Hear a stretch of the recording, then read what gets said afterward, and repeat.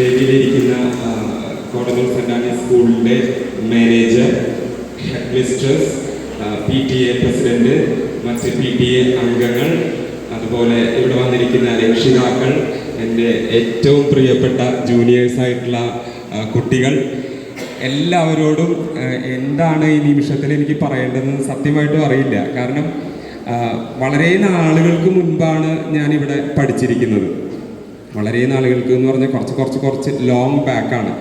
അപ്പോൾ അത് കഴിഞ്ഞ് പഠിക്കുന്ന കാലം കഴിഞ്ഞ് പിന്നീട് ഇവിടേക്ക് ഒരു ഗസ്റ്റായിട്ടൊക്കെ വരിക എന്ന് പറഞ്ഞിട്ടുണ്ടെങ്കിൽ അതിൽ പരം സന്തോഷം എനിക്ക് ജീവിതത്തിൽ കിട്ടാനില്ല.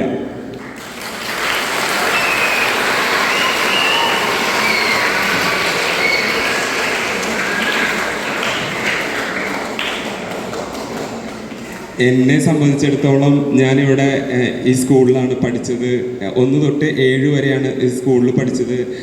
പിന്നെ ഈ വഴികളിലൂടെയൊക്കെ നടന്നും ബൈക്കിലൊക്കെ പോയിക്കൊണ്ടിരിക്കുന്ന ഒരാളാണ്.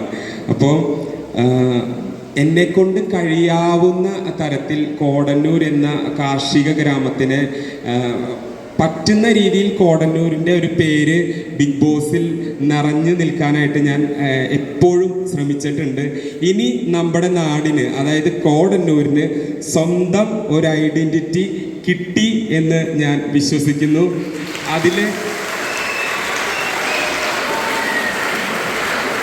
അതിൽ ഒരുപാട് സന്തോഷമുണ്ട്.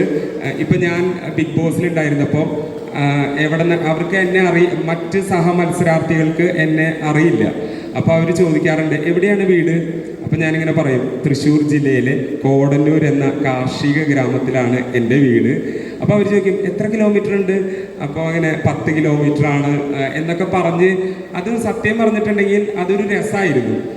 നമ്മുടെ നാടിനെ കുറിച്ച്, നമ്മുടെ കൾച്ചറിനെ കുറിച്ച്, നമ്മുടെ കാർഷിക സംസ്കാരത്തെക്കുറിച്ച് ഒക്കെ എന്നാൽ കഴിയുന്ന രീതിയിൽ ഒക്കെ അവരോട് പറഞ്ഞു കൊടുക്കുക എന്ന് പറഞ്ഞിട്ടുണ്ടെങ്കിൽ എനിക്കും ഒരു രസകരമായിട്ടുള്ള ഒരു അനുഭവമായിരുന്നു. ഈവൻ നമ്മുടെ നാട്ടിലത്തെ മണ്ണിൻ്റെ കളർ എന്താണെന്ന് വരെ പലരും എന്നോട് അതിൻ്റെ ഉള്ളിൽ വെച്ച് ചോദിച്ചിരുന്നു. പിന്നെ ഏതൊക്കെ കൃഷികളാണ് ഉള്ളത്, നെൽകൃഷി, വാഴക്കൃഷി, തെങ്ങ്, കവുങ്ങ്, ജാതി തുടങ്ങി കുരുമുളക് തുടങ്ങി എന്തെല്ലാം വിശേഷങ്ങളാണ് സത്യത്തിൽ ഞാനും മറ്റുള്ളവരും തമ്മിൽ കമ്മ്യൂണിക്കേറ്റ് ചെയ്തതെന്ന് ഞാനിപ്പോൾ ഓർക്കാണ്. ആ സമയത്ത് എനിക്ക് ഇത്രയും ഒരു കോടന്നൂർ ഇത്രയും ഒരു പോപ്പുലർ ആവും എന്ന് ഞാൻ സത്യത്തിൽ വിചാരിച്ചിട്ടുണ്ടായിരുന്നില്ല. കോടന്നൂരിനെ കുറിച്ച് പറയുന്നു, ഹൃദയം കൊണ്ട് പറയുന്നു. പക്ഷേ ഞാൻ വിചാരിച്ചതിനേക്കാൾ കൂടുതൽ ഉയരങ്ങളിലാണ് ഇപ്പോൾ കോടന്നൂർ നിൽക്കുന്നത്. എനിക്ക് വരുന്ന